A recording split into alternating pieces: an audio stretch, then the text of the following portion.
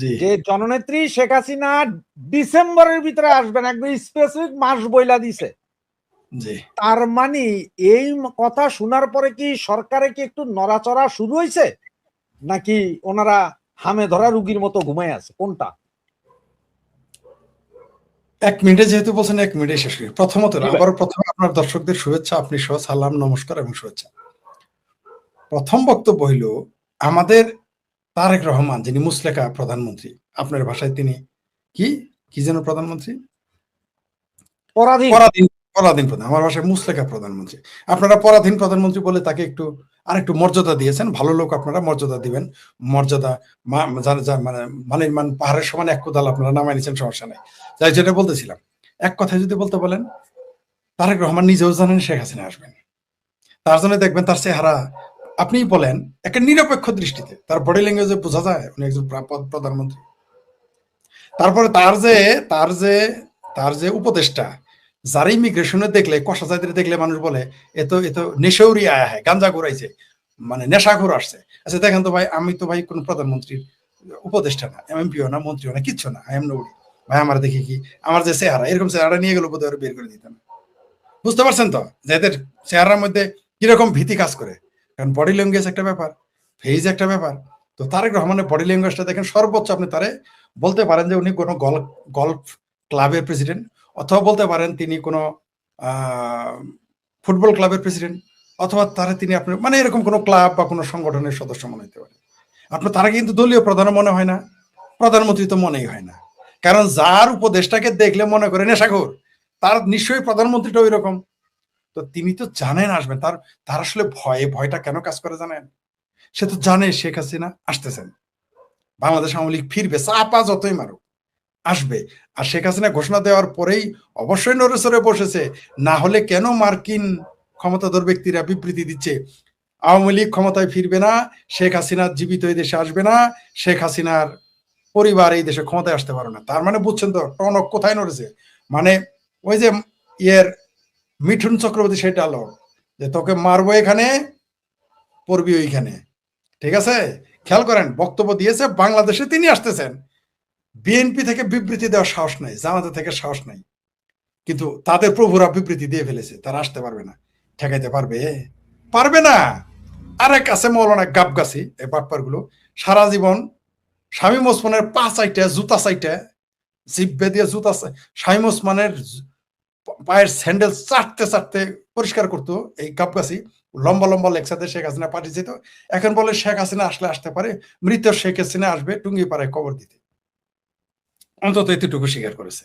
আগে কিন্তু বলতো লাশও আসতে দিবে না, এই বাটপার মৌলবীরা বলতো লাশও আসতে দিবে না। এখন অন্তত স্বীকার করেছে এরা। তাইলে ওই যে একটা কথা আছে যে ঘটকে বলছে পাত্রী বয়স কত গো, ঘটক তো গেছে চেক করতে, মানুষের যে অমকের মেয়া, এই গাইরা শামসুর মেয়ার বয়স কত গো, একজন বলছে 28। গাইরা শামসুর বউরা জিজ্ঞেস করলো আপনার মেয়ের বয়স কত গো, কয় 9। যেহেতু বলছে 9 আর 28, তাহলে পাত্রীর বয়স 18। কারণ পাত্রীর মায়ও মিশা কথা কইছে, ওইদিকে প্রতিবেশী বুইয়া ভাঙার জন্য মিশা কথা কইছে। প্রতিবেশীরা কে বলছে 28 বছর, ওই যে আমেরিকা নাকি কারা যেন এত মহাশক্তি, তারা বিবৃতি দিয়ে ফেলেছে শেখ হাসিনা আসতে পারবে না, শেখ হাসিনার সরকার আসতে পারবে না, তার পরিবার আসতে পারবে না। আচ্ছা না আসতে দিলে আমরা যাবো, শেখ হাসিনা যে ক্ষমতায় আনলোর কথা, আপনি যাবেন, শামীম হোসেন আসবে, মির্জা আজম আসবে, নওফেল আসবে, সমস্যা আছে? আসলেই তো হইল। শেখ হাসিনা আসলো না, আসতে দিল না, তারপরে কেমন আটকাবা? শেখ হাসিনা ক্ষমতায় থাকা আর নৌকা মার্কার লোক ক্ষমতায় থাকা তো একই কথা। বঙ্গবন্ধু তো এখন ক্ষমতায় তো নাই, বিদেশেও নাই, তিনি মারা গেছেন কত বছর আগে, তাই না? প্রায় 48-49 বছর হয়ে গেছে তিনি মারা গেছেন। এখনো না তোমরা তারা ভয় পাও?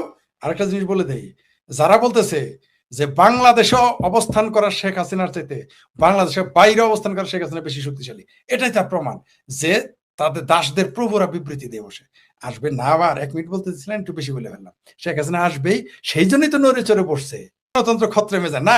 আমি তো বললামই, এরা তো দূরের কথা, এদের প্রভুদের কানে পানি চলে গেছে, এদের প্রভুদের মাথা খারাপ হয়ে গেছে। আর এগুলো তো বললাম, এ তো 5টা ভোট পাবে না, নিজের এলাকায় গিয়ে তার বউর ভোট পাবো কিনা সন্দেহ আছে। কারণ তার বউ তারা নিয়ে কি যেন উল্টাপাল্টা কথা কইতো। যাই হোক, তার বউ তারে ভোট দিবে, মানে তারা একটা ভোট, নিজের ভোটটা নিজে, তাও ভুল করে যদি নিজের ভোট না দেয় তাহলে নীল হয়ে যেতে পারে। তো সেই লোক সেই লোক কি বললো না বললো এটা নিয়ে আমাদের তার বরং বলেন যে তার প্রভুরা যে বলেছে শেখ হাসিনা, তখন আমি বুঝতে পারছি। ওই যে বললাম যে প্রতিবেশী কইছে বয়স 28 আর পাত্রী মায়ে কইছে বয়স 8, তার মানে পাত্রী সাবালক, মানে বুঝছেন তো বিয়ে শাদী হবে, রাইট? মানে একটা অনুষ্ঠান হবে, মানে একটা জিনিস এখানে একটু বলি, আমি 2010-12 পর্যন্ত আমার বাসায় পত্রিকার হকার পত্রিকা দিত। তার মধ্যে পত্রিকা দিত ইত্তেফাক, জনকণ্ঠ, আমাদের চিটং এর আজাদি, পূর্বকোণ, প্রথম আলো, এরকম 10টা পত্রিকা দিত, যেটাতে আমাদের 1 মাস পরে পরে এটা 15-20 কেজি করে বেচা ফেলাইতো। এত পত্রিকা রাখার জায়গা ছিল না। 12-13 পর থেকে আমার বাসায় কেউ পত্রিকা পড়ে না, সবাই অনলাইন। এখন আপনি আমারে এটা কোন শেখ হাসিনার খবর প্রকাশ করা যাবে না, ঠিক আছে, পেপার করলো না, এখনো তো করে না, কি যায় আসে, কি যায় আসে? তাহলে কি পত্রিকায় প্রকাশ না করলে কি আমরা কি পড়তে পারবো না ভাইয়া? আহা, শেখ হাসিনার তো বহুত দূরের কথা। আমি শেখ ফরিদের ইউটিউব চ্যানেল খায় দিত, ফেসবুক খায় দিত, আমারই তো ঠেকানো যায় নাই। বাংলাদেশের দুষ্ট লোকেরা বলে অলিতে গলিতে আমার চিনে, রিক্সাওয়ালা থেকে শুরু করে টপ সবাই আমাকে চিনে। আমি কি পত্রিকায় আমার নিউজ আসছে, কালের কণ্ঠতে একটা নিউজ হয়েছিল, আমার একটা বিবৃতি ওইখানে ছাপার পরে বলেছে কালের কণ্ঠ জ্বালাই দিবে। এই ভয়ে তারা আর আমার কোনো কথা ছাপা নেই। তাতে কি আমার কথা যাওয়া বাদ আছে? অলিতে গলিতে, চায়ের দোকানে, রাইতে দিনে, নদীর পারে, স্টেশনে, বাস স্ট্যান্ডে আমার লেকচার শোনা যায়, ঠেকাইতে পারছে। আমি Sheikh Farid, I am nobody, আমি কিছুই না, আমি বিখ্যাত কেউ না, অখ্যাত কেউ না, কুখ্যাত, আমি শেখ ফরিদ, জামালপুরের রজপরা গায়ে থাকা সরিষাবাড়ির জামালপুরের একজন সাধারণ মানুষ। আমি কোনো কেন্দ্রীয় নেতাও ছিলাম না, কোনো দলের নেতাও ছিলাম না, কোনো দলের বড় দলের সদস্য ছিলাম না। আমার ইচ্ছা আছে নাকি? না না না না, ভবিষ্যতে মন্ত্রী, মিনিস্টার, এমপি?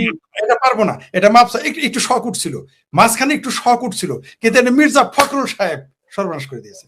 এই মাস্টার মশাই আমার কি আমার একটু শখ উঠেছিল ভবিষ্যতে এমপি মন্ত্রী হব, মানে মনে মনে খায়েশ ভিতরে যাচ্ছিল। পরে যখন দেখলাম বাপরে বাপ, জামাতার কি ঠাড়া পড়া মিথ্যা কথা কয়, তার চেয়ে বেশি ঠাড়া পড়া মিথ্যা কথা কইতে হবো। তিনি বলেছেন যে 17 বছরে আওয়ামী লীগ যে উন্নয়ন করে নাই, 3 মাসে বিএনপি তা করেছে। আমি তারপরে কানে ধরছি, ভাই আমি হইতে পারবো না, কারণ এরকম মিথ্যা কথা আমি কেমনে বলবো, যে মিথ্যা কথা বলতেও পারবো না, এমপি মন্ত্রী হইতেও পারবো না, খায়াস আমার নাই। তবে আমার বক্তব্য বাংলাদেশে ঠেকানো যায় নাই, আমার ডাকে লাখো লোক বাংলাদেশে নেমে যাবে যে কোনো সময়। আর শেখ হাসিনা যেদিন বলবেন আমি আমি আমি শেখ হাসিনা আসিতেছি, তাইলে আসবে বলেছি 3-4 কোটি মানুষ। আর যখন বলবো আমি বঙ্গবন্ধু শেখ মুজিবুর রহমানের কন্যা শেখ হাসিনা আসতেছি, 5 কোটি লোক বর্ডারে গিয়ে হাজির হবে। আজকে একটা এই কথাটা আমি যেহেতু তুলেছেন, আজকেই ফোন করেছে একজন, প্রথমে আওয়ামী লীগের সমালোচনা করলো, আওয়ামী লীগের কি কি ভুল একজন আমাকে বললো, এমনকি শেখ হাসিনাকেও কাট করাই তারা করাইলো, আওয়ামী লীগকে কাট করাই তারা, আমি শুনলাম, কারণ প্রত্যেক মানুষের বাক স্বাধীনতা আছে, মনোযোগ দিয়ে তার কথা শুনলাম। এক পর্যায়ে তারপরে তিনি বললেন যে বঙ্গবন্ধুই, তিনি আমাকে বললেন যে শেখ হাসিনা যে ডিসেম্বর মাসে আসবে আপনি কিছু জানেন? আমি বললাম যে আমি তো শুনেছি পত্রিকায়, আর তার কণ্ঠ শুনেছি, যদি ওটা সত্য হয় তাহলে আমি জেনেছি। পরে বললো ভাই সত্যি যদি, উনি আবার বলতেছেন, উনি জননেত্রী বললেন শব্দটা, কেন বললেন আমি জানি না, অথচ আওয়ামী লীগের সমালোচনা করলেন। পরে বললেন যে আওয়ামী লীগ এই ভুল করছে, ওই ভুল, কত কিছু, আমি ভাবছি যে নেগেটিভ বলবে সবসময়, চুপ করে শুনতেছি একতরফা। পরে বললো শেখ হাসিনা যেদিন আসবেন ভাই খালি শুধু বলবে যে অমুক বর্ডার দিয়ে আসতেছি, মানে আমি তো ভাই 3 কোটি বলছিলাম, মনে আছে আপনাদের?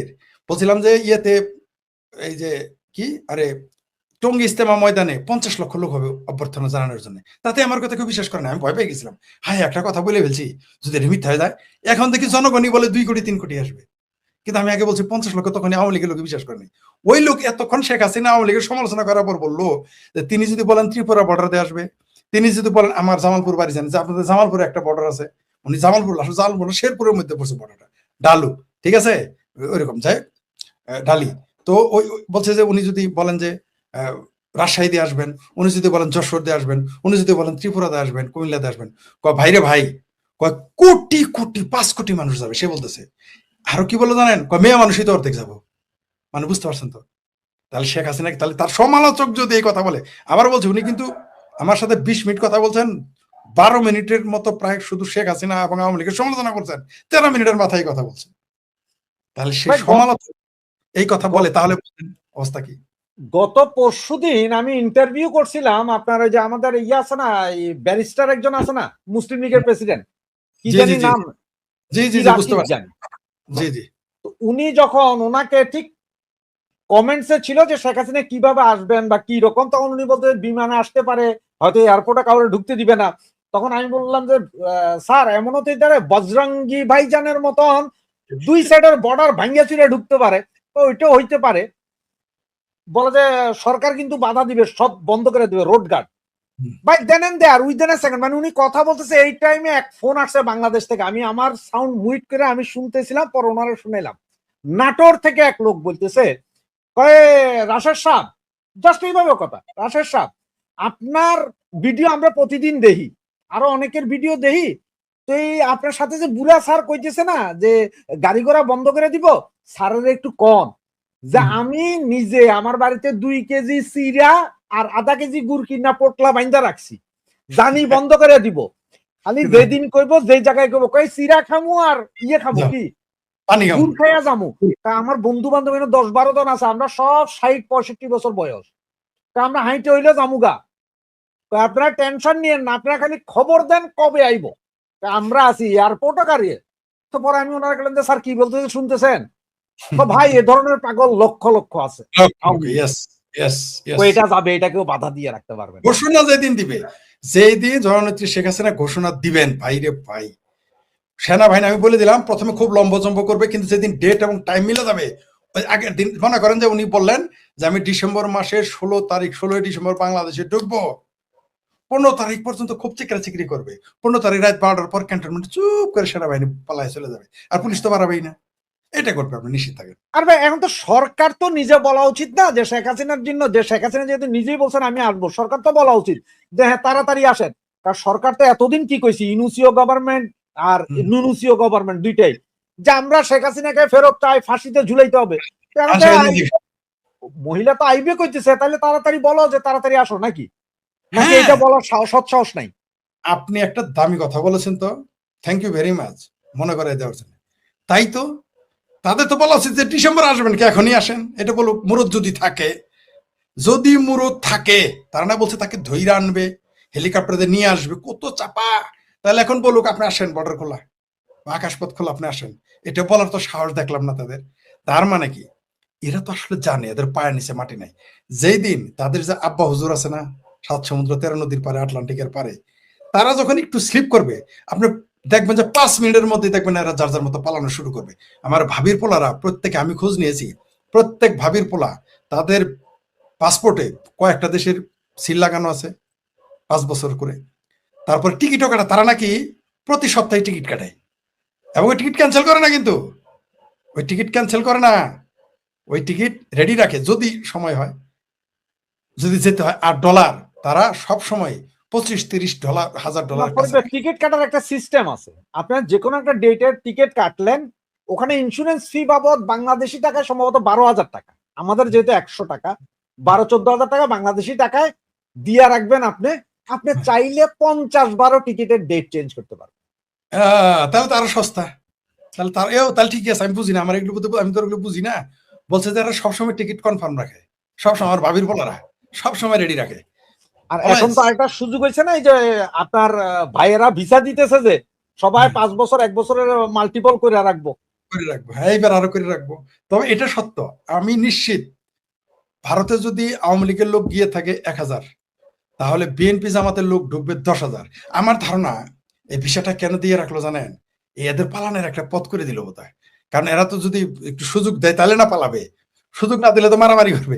এমন আপনি নিশ্চিত থাকেন, ছাত্র লোক যদি 2000 গিয়ে থাকে ভারতে, তাহলে ছাত্র দল ঢুকবে 20,000, আর শিবির ঢুকবে 40,000।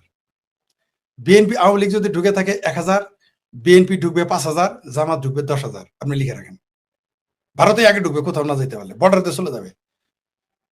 আমার ধারণা তারা ভারতে আগে ঢুকবে, তারপর ওখান থেকে যার যার মতো পালায় যাবে।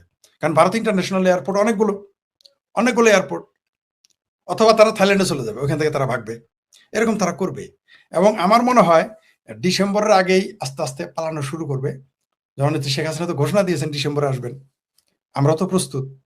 জননেত্রী যেদিন 15 দিন আসতেছে, আমরা দুনিয়ার যেখানেই থাকি, ময়ূরেও যদি যাই কব্বর থেকে উঠে যাবো, জিন্দা ফিরে এমনি নাম দেয় নাই আমারে, বুঝতে পারছেন?